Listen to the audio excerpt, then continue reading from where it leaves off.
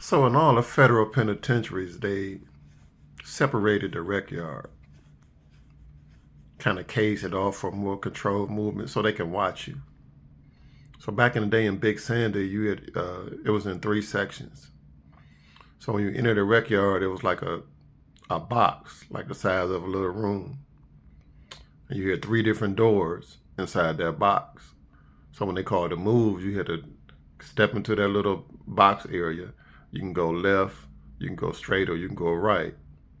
You know what I mean? Straight was like the softball field. Uh, Left was like a little area over by the cafeteria.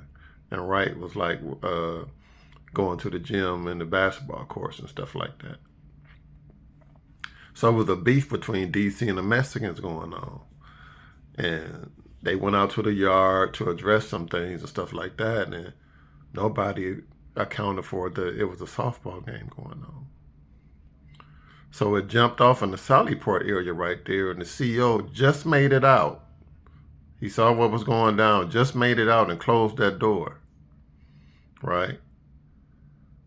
Some of the dudes had bats, and it was crazy, bro. It was crazy, man. This was the softball game massacre right here down in Big Sandy, bro.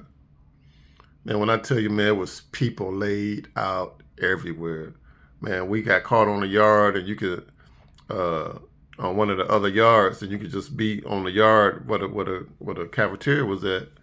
We stuck on that yard. It went down over there in the Sallyport and on the baseball field. Man, it was people laid out everywhere, bro. It was so bloody. Nobody got unalive, but man, it was some people jacked up, man. They called in.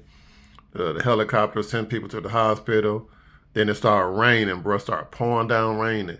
And you saw when they hit the deuces and they opened up the gun towers and stuff like that, you got to get down on the ground, like face down.